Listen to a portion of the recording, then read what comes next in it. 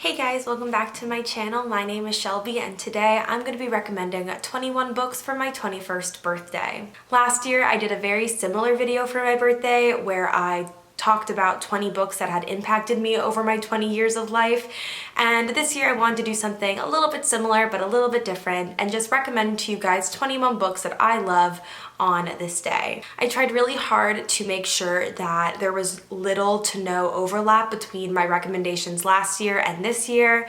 There will be a few books that overlap, but I don't think that many, and overall I'm just really excited to share with you guys the books that I have here. On the day this is premiering, it is my actual 21st birthday, April 27th, which is absolutely insane. I'm not quite sure how I made it to this point, but I will puzzle that out later because we have 21 books to talk about. So I split up these recommendations into 3 categories: children's and middle grade, young adult, and new adult / adult books, because that way I was able to do 7 books in each category, and because of math that equaled 21. I have my coffee, I have my notes, so we are going to get started. So the first book on my list is Alice in Wonderland by Lewis Carroll. This is one of my favorite childhood books. I will admit I did not read the book first. I saw the movie before reading it, but after loving the movie so much, I was able to really appreciate and fully love this book. This particular edition, if anyone is curious, is the Canterbury Classics edition.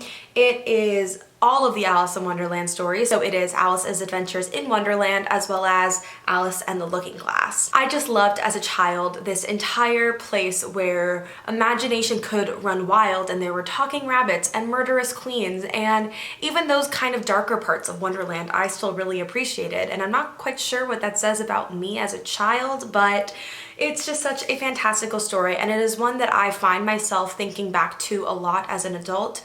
Usually if I'm lost in kind of a daydream, I'll find myself in my own version of Wonderland, so it's a story that really has stuck with me for years and years and years, and I hope will continue to do so. The next book is actually a newer book. If you have not seen my most recent video, I read the top 3 highest rated books on my TBR, and this was one of them, and it is Amari and the Night Brothers by B.B. Alston.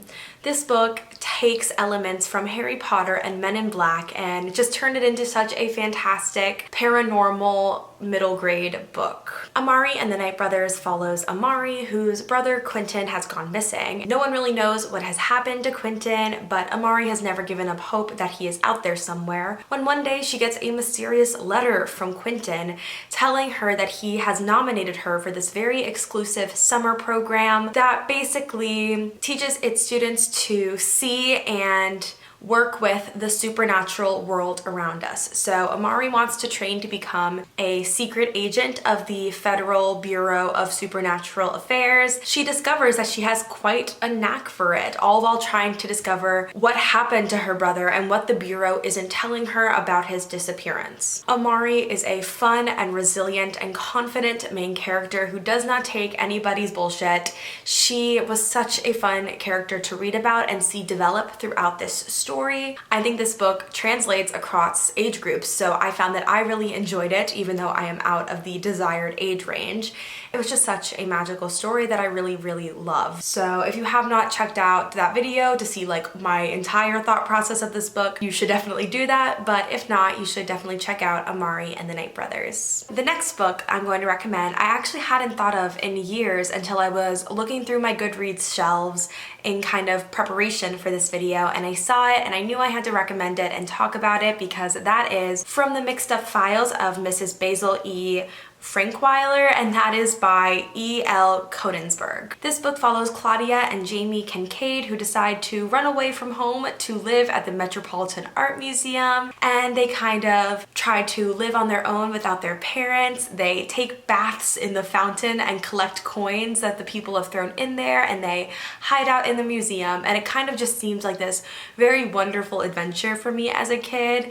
And while they are doing all of that, they've also gotten caught up in this conspiracy conspiracy involving a very famous statue from the sculptor Michelangelo. So there are some mystery aspects in there, there are some funny antics in there, and I just had such a fun time reading it. I remember it always brings back such fond memories when I think of it. It honestly gave me a lot of ideas of just like running away to the Smithsonian, because that's what I live near.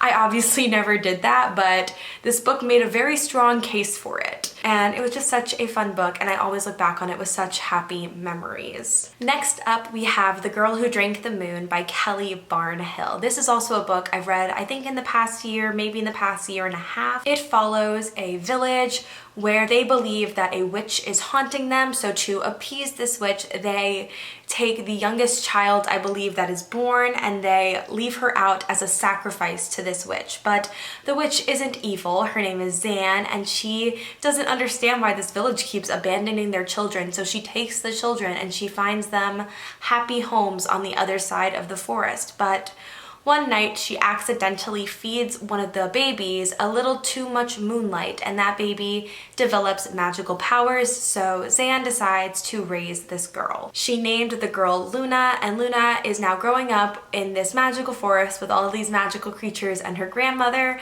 also kind of looking for where she came from and why she has these magical abilities. This book is just so whimsical and kind of dark fairy tale-esque. There are some beautiful moments in this story, but there are also some very sad moments. And I think it's good that a children's book like this isn't all happy, because that loss and that darkness that is present throughout the book made the story that much more meaningful, and you can really feel it as you read it. The beauty that comes from darkness is just so strong and present throughout it, and it just makes you cry tears of joy at the end. And it's such a magical book that I highly recommend. I believe it won a Newbery Award, but you'll have to check me on that, but it is truly just a fantastic book. The next middle grade I'm going to recommend to you guys is The Green Glass House by Kate Milford. The Green Glass House follows Milo, who lives at this inn where smugglers come in and out, and it's kind of a normal part of their routine. Smugglers stay in their inn before going upon their way. In the dead of winter, Milo thinks he's going to have a very easy, calm winter vacation, but all of a sudden, in the middle of this huge snowstorm,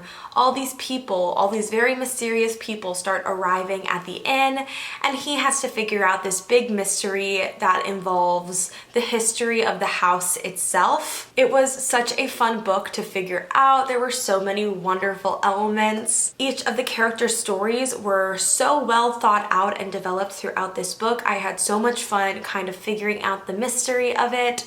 And at the end, I knew that I had to pick up the next book in the series. I haven't yet, but I'm hoping to read it soon, because this entire mysterious series just gave me all the warm feelings in the winter time, and it was just so wonderful and magical almost, even though there was really no magic directly involved in the book. If you're looking for just a really great mystery to warm you up on a cold, rainy night, this is definitely a book to try out. The sixth book on my list is The Girl Who Speaks Bear by Sophie Anderson. This is a book I really wanted to pick up because I knew it was based in Russian folklore, and I've been recently trying to learn more about my heritage, so this was really fun to read. It is about a girl named Yanka who was found in a bear cave when she was born, and she was taken in by her adoptive mother, and she's always felt out of place in her village. One day, she actually starts turning into a bear, and she has to venture into the forest whence she came to kind of learn the truth about herself. This was just really a sweet story about found family and learning to love yourself. Yanka has always kind of been self-conscious about the way she looks and how she's different from anyone. And she goes into the forest to fix what's wrong with her, and in the end she realizes there's nothing to fix, that she is perfect the way she is, and that was just such a strong message. I love how it tied in other Russian mythology like Baba Yaga the witch, and I just really adored the emphasis on found family and finding magic within yourself. The final book for my children's and middle grade section is Amulet Volume 1 by Kazu Kibiyushi. This is a graphic novel, and it is about siblings Emily and Navin and their mother, after their father died, go to move into their grandfather's very old and rickety house. But this very old house proves to be very dangerous, and one night Emily and Nevin actually witness their mother being carried through this doorway by some very strange creatures. They decide to follow her and they discover this underground world that is filled with demons and robots and talking animals, and they are on this adventure to save their mother and discover what secrets their grandfather, or I believe it was actually their great-grandfather, had been hiding. This was such a magical book series. I absolutely adore graphic novels, especially Amulet. I remember going to the comic store with my father, waiting for the new one to come out and always wondering when it would come out, because this series just absolutely kept me hooked. Each volume was more magical and adventurous than the last, and this entire world that Kazu Kibuishi built was just so entrancing to me as a child. It is just such a wonderful middle grade graphic novel series that I highly recommend checking out. So that is it for the children's and middle grade section. Now we are going to move on to 7 young adult book recommendations. So the first YA recommendation that I have for you is Truly Devious by Maureen Johnson. Before this book, I was not a huge thriller mystery person. I just never had any interest in the genre, and I couldn't really think outside of my fantasy contemporary romance bubble. But when I read Truly Devious, all of that changed and I was opened up to this entire new genre that I absolutely adored, and it's all because of this book and this series. This story follows Stevie Bell, who has been accepted to the very prestigious Ellingham Academy because she wants to solve a very famous murder there that had taken place near the school's founding. This murder has never ever been solved, and Stevie goes to the school with the sole purpose of doing what no one else has been able to do for years and years and years. But as Stevie starts looking into the Truly Devious murders, some other mysterious things start happening around the campus, and she is caught in another conspiracy in the present while trying to solve the conspiracy of the past. It's just such an amazing story that kept me on the edge of my seat. I loved all the books in this series, and I just thought Maureen Johnson wrote such a smart and well-crafted mystery. The next book I'm going to recommend I actually have, and that would be Fable by Adrienne Young. I have this gorgeous Fairy Loot edition that is simply stunning. I'm obsessed with it. Fable follows a girl named Fable whose father has abandoned her on this island that is filled with little to no money or food and is filled to the brim with thieves.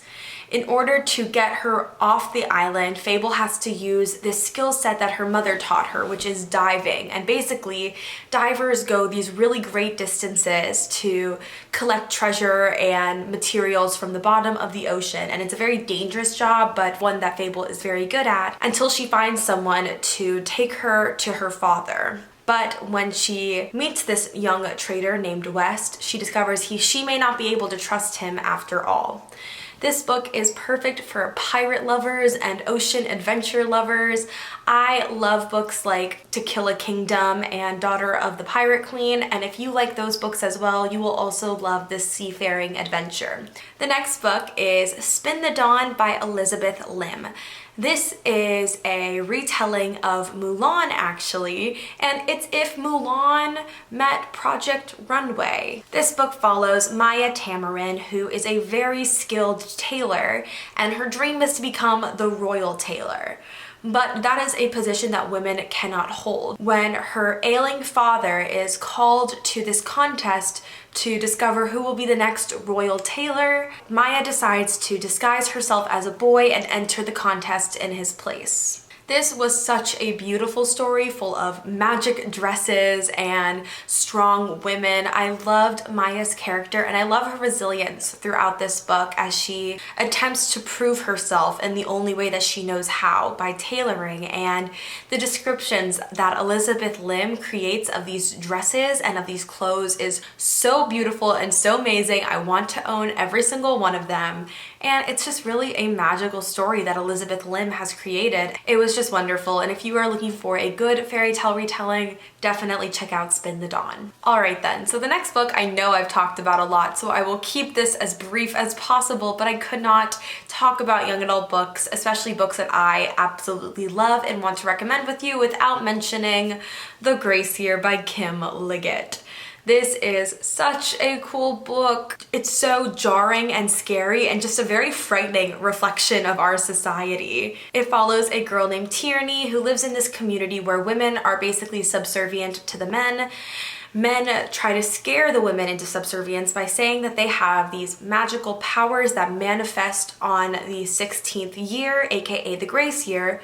So when the women of the village turn 16, they are all sent into the woods to fend for themselves until their magic is expelled from their body, and only then are they allowed back in the village to marry or get a job. Tierney doesn't actually believe that the women have magic. She believes that there is more to life than just marrying and living under the control of others. But when she tries to convince the other girls in her class of this, they turn against her, and that is a very dangerous thing in the grace year, because in the grace year not everyone returns. This book is like a combination of the Hunger Games and the Lord of the Flies and the Handmaid's Tale. It is dark, it is jarring, and it is wonderful. So if you are looking for something to kind of shock you, this is an amazing book. On a much lighter note, my next book I'm going to recommend is Heartstopper by Alice Oseman. This is a book that I've read recently that I absolutely adored. It is a graphic novel following, I believe, Charlie and Nick, who both go to this London private school. Charlie is kind of shy, and he is the only boy at the school who is out. And then there is Nick, who kind of takes Charlie out under his wing, and this beautiful friendship starts to form between the two, which maybe hopefully will develop into more. I absolutely love the entire aesthetic of this book. The art style is really beautiful. It is such beautiful colors, and they're so expressive, and you just fall absolutely in love with both Nick and Charlie and their relationship with each other and how they kind of protect each other. I have yet to get volume 2. It is on my list, but I am so excited to read it and continue watching their story, because Alice Oseman has just really created two very compelling and very sweet characters that you cannot help but root for. So if you're looking for something to make you feel good inside, this is a great choice. The 13th book on this list, Lucky 13, is Lost in the Neverwood by Aiden Thomas. Aiden Thomas has quickly become one of my favorite authors. He only has 2 books out, but both of those books are absolutely amazing. His debut novel was The Cemetery Boys, and his second novel is Lost in the Neverwood. Lost in the Neverwood is a Peter Pan retelling, and we follow a girl named Wendy who her and her 2 brothers went missing when they were younger, and she was the only one to ever return. Now, I believe 5 years later, children are starting to go missing again, and Wendy has to try to remember what happened during her missing months to save these kids and maybe potentially save her brothers. Along the way, she runs into a boy named Peter who she thought only existed in her stories and her dreams. So this is such a unique take on Peter Pan and Neverland. It adds new meaning to the character and just a depth to him that you don't really get from the Disney movies or from the original J.M. Barrie novel. I love how Aiden Thomas kept elements of the story but also twisted it to make it his own, and it was just such a wonderful book. It is a standalone book, and it was just stunning and magical and beautiful, and I read it so quickly because I just had to consume it. And so it is something new and it is something wonderful. The final young adult book I'm going to recommend for the young adult portion of this video is Chain of Gold by Cassandra Clare. I thought my Shadowhunters phase was over years ago, but I was wrong because I picked up this book on a whim and I fell in love with it. Chain of Gold follows the children of the characters from the Infernal Devices series. So it is set in London and I believe like the mid 1800s, and you follow a whole new generation of shadow hunters and a whole new mystery, and it was just perfection. I consumed this 600-page book. It was filled with mystery and intrigue and balls, and I just fell back in love with Cassandra Clare's writing. And I have not read a Cassandra Clare book for quite a few years, and I kind of forgot how amazingly she is able to A, switch between point of views, and B, create characters that you just want to protect with your entire being. And I loved it. I already bought Chain of Iron, which is the second book in the series. So if you are looking for a paranormal historical fiction book, give this a chance because you will not be disappointed. That is it for the young adult section of this video. Now we are going to move on to the new adult and adult books that I absolutely adore. So the first book in this section, I actually didn't know whether or not to put in the young adult or adult section because it's classified as both on Goodreads. So I decided to just put it as the first book in the adult section to kind of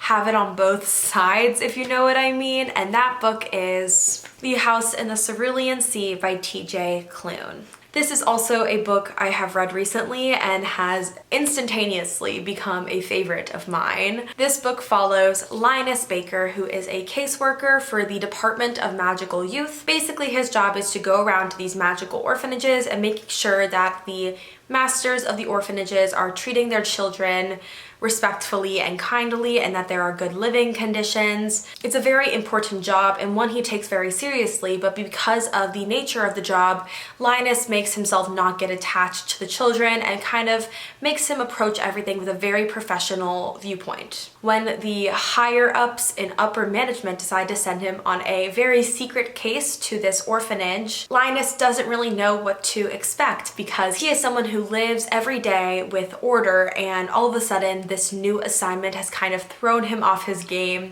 So he travels to this mysterious orphanage that houses some of the more dangerous children, and he kind of has to discover why upper management sent him there and the mysteries behind the children there, as well as the master of the orphanage, Arthur Parnassus. This book was just so cute. I want to wrap up the characters in this book in bubble wrap and keep them safe forever because they were all so precious, and T.J. Klune just did a really great job characterizing each and every one of them and making me fall in love with their stories and them as people. I loved the character development for Linus throughout this book as he spends time at this orphanage, getting to know the children and letting the children in for the first time, which is something he has never allowed himself to do before. And also watching the development of his relationship with Arthur. It was just so sweet and so wholesome.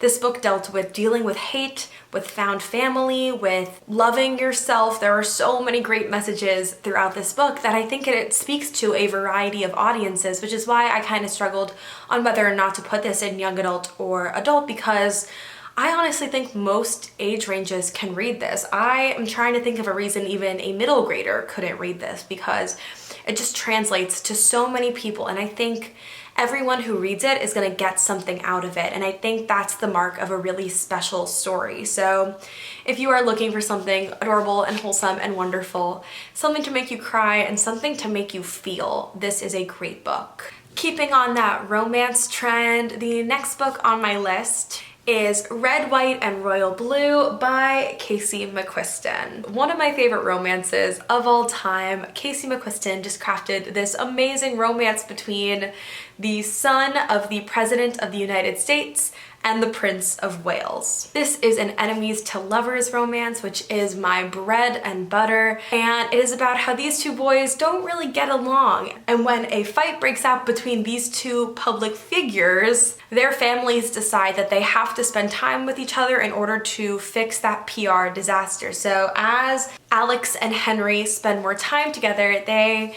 start developing feelings for each other, and it is just an amazing story about two people who kind of live their lives in the spotlight, finding that special someone within each other. And it's just such a great romance if you are looking for something to just make your heart soar.